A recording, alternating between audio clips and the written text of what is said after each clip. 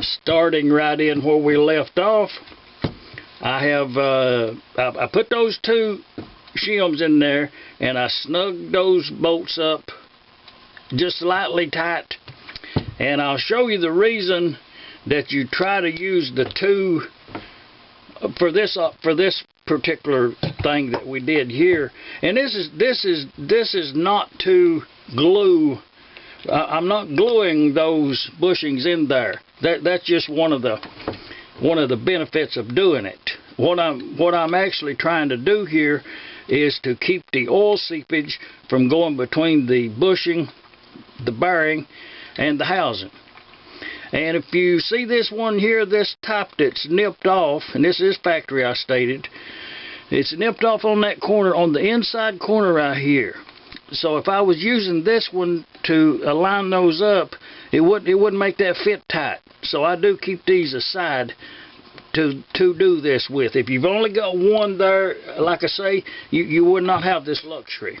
But I'm just going to set this aside. You know, this is the one we put the new alignment pin in, and I've got the 2 dowel pins installed.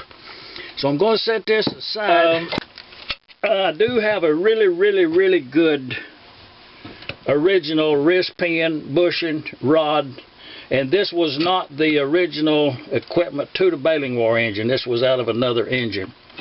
And I did go ahead and mark that top cap there with a deep groove and a little white paint right there, just kind of to make it easy.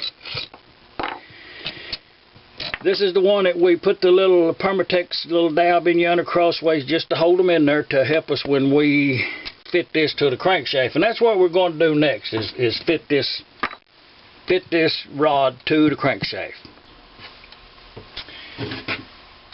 To make things really easy, I have pre-fitted the rod to the crankshaft out here on the workbench. And what I ended up with is a thick one. And then I ended up in here, I used a 16 thousandths, 11 thousandths, 5 thousandths, and 5 thousandths. 3 5s, 11, and a 16th. In the bottom I had a 16, 11, a 10, and a 4 thickness on the shims. And then what I'll do, and it's just stacked together like that. That's what's right in there, in here already.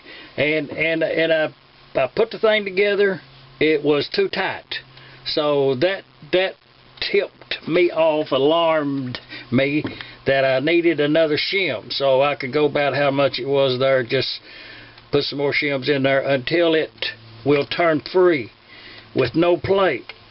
Okay, I had too many. It had too much play, so I took it back apart and took another one out until it will turn freely all the way around. If it turns halfway around and binds up, that's an indication that your throw in there, your crankshaft, is not round. If it'll go all the way around, then everything is okay. And then you move the rod backwards and forwards like this right here to check for side play like that.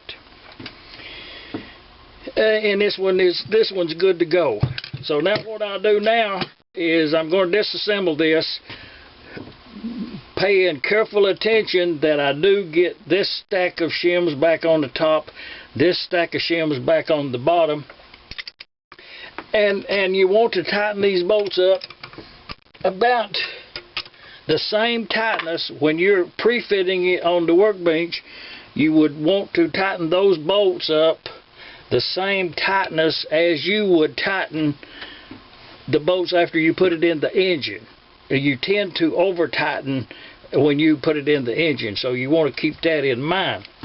Another thing, if your bearings is wore excessively and you keep taking shims out and you keep taking shims out, there will come a point when you put the castellated nut on here that the bolt will be too long for the cotter to catch in one of those notches in the castellated nut. So there comes a time when there's enough wear on these to where you actually can put 2 of those jam nuts, 2 of these nuts down here. You can put 2 of them on there, and then that will make your castellated nut lined up where you can put a cotter in there. And by all means, when we put this together, good advice is do not neglect to put a unplated cotter in that hole right there. It's safety. But this is all good to go, and I am going to disassemble it, and then when you get it disassembled, another little observation, and when I pre-fit out here on the workbench, I only use very thin oil. This is not the time to use a grease because of the thickness of the grease. Most of the time, if you grease that journal and this bearing and you pre-fit it out here on the workbench, when you get it in the engine, most of the time it will turn out to be too loose. So you want to pre-fit with a lightweight oil. And that's what I did.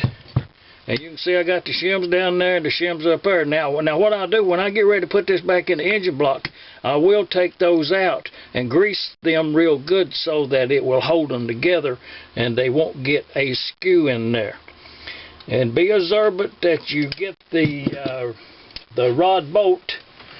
Be observant that you get this flat place locked into the rod itself where it's supposed to be. Another little tip, if it's the first engine that you're putting together from parts, these crankshafts will actually go in the block with the side cover assembled. So at this point now, what you want to do is to pre-fit this into the block, because the way the castings on the hole in the block is, sometimes you have to grind away a little bit of this flash on the crankshaft here. Some of them are quite flashy, and you would want to grind that away so that you have plenty clearance in there. And that way you can take the crankshaft in and out without removing the big side cover. But we're ready to put this together, so let's regroup and get on with the show.